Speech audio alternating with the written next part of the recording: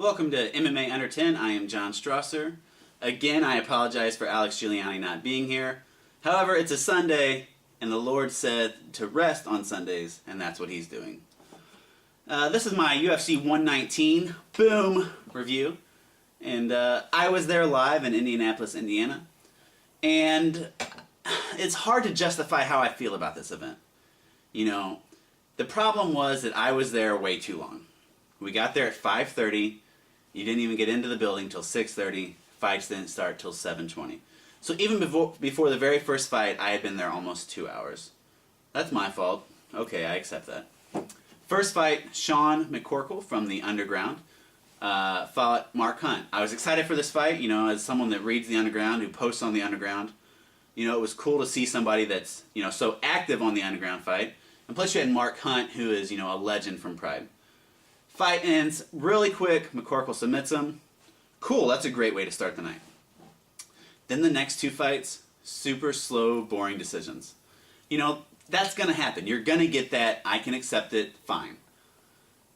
Fourth fight, Thiago Tavares, you know, submits Awesomely Awesome, as his nickname. I don't even remember who. Pat Ottenwood. So, 2 out of 4 ain't bad. I'll take that. So at this point, you know, that's 4 fights. The next one's going to be Matt Mitrione versus the Mexicutioner Joey Beltran. But you got to wait till Spike TV is ready to air it, starting at 8. So you have probably 20 minutes that we just have waiting for the Spike TV prelims to start. So we wait, and then that fight starts, and it's awesome. You know, really fun. Really fun fight to watch. You know, they go at it the whole time. Sweet. Next fight, you have CB Dalloway and Joe Dirksen. CB submits him quick after they roll around for a little bit on the ground. Awesome. Now the only problem is it's only 8:40. Pay-per-view doesn't start till 9. First fight, 9:10, 9:15. So at this point, if you're watching live in the arena, you have another half-hour break. If you're watching at home, and Spike TV is you know, when you first started watching it, you see an awesome fight with Meathead. You see, you know, 3 quick finishes from what I understand is that they showed the McCorkle and the Tavares fight. So 4 fights in an hour, and if you're watching that, you're probably saying, I have to order this pay-per-view if the card's going to be like this. It's going to be unbelievable. So then the pay-per-view finally starts, and it's the fight I'm super excited about, Melvin Guillard, Jeremy Stephens. 2 guys that throw bombs, have lots of knockouts on their record, and it's going to be an amazing fight. I couldn't have been more wrong about this fight. Hardly any action for 3 rounds, and you know, sometimes that's going to happen. You get a fight that looks unbelievable on paper, and then it just doesn't work out for whatever reason. So it was an unfortunate way to start the pay-per-view. You know, it sucked for both of those guys because, you know, who wants to see him immediately fight somebody else after this? Because it's just like, you know, if that's how he's going to fight, I don't want to see it. So I'm sure it's just, you know, a fluke for both of those guys. I'm sure their next time it'll be more exciting, and it's just unfortunate that it happened.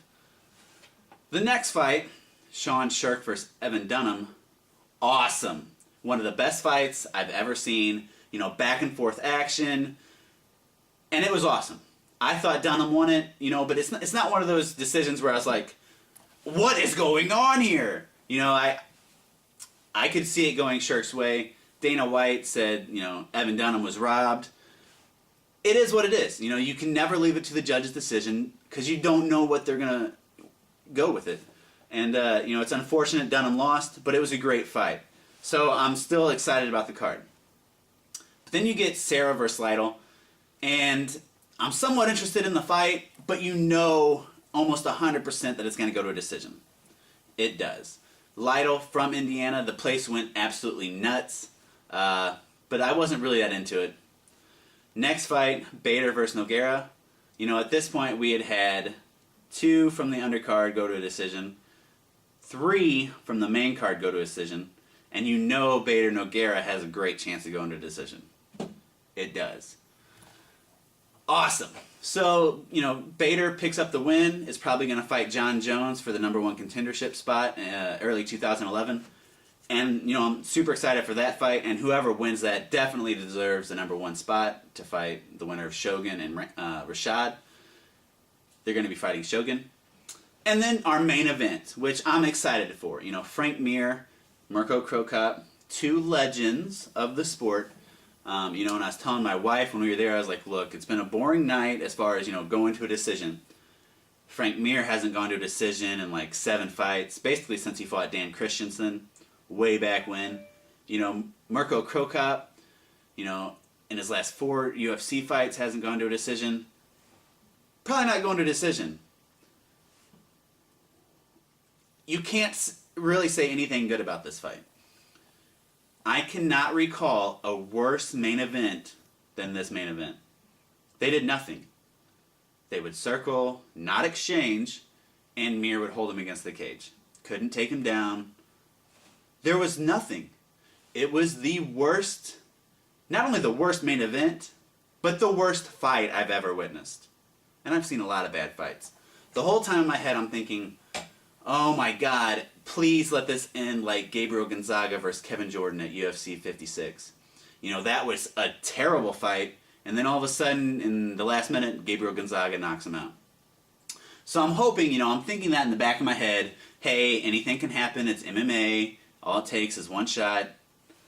We got that one shot, 14 minutes into a 15-minute fight, Mir knees him in the chin, lights out, and it's over.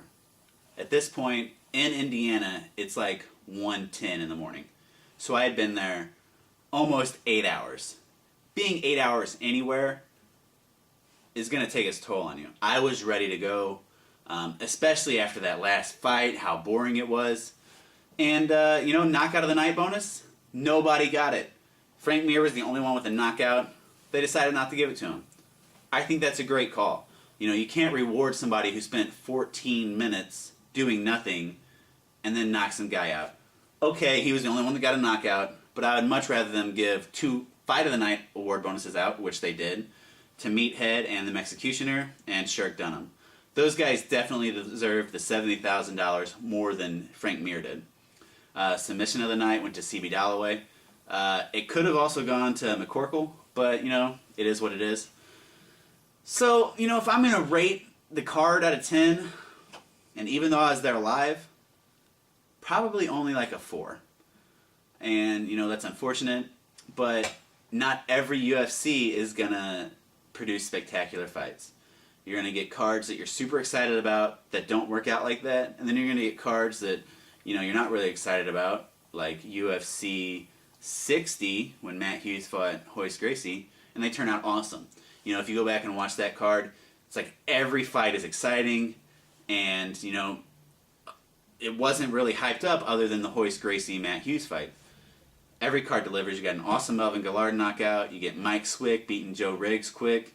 You get Brandon Vera actually winning against Asuero Silva. It's just a fun card to watch. On the pay-per-view, I think they showed 9 fights just because they ended quick. You know, anytime you can see that, it's awesome. So UFC 119, maybe I just built it up too much in my head. But it didn't live up to it. So, luckily we get UFC 120 for free on Spike TV on the 16th. And, you know, if you check your calendars, it's Brocktober, baby.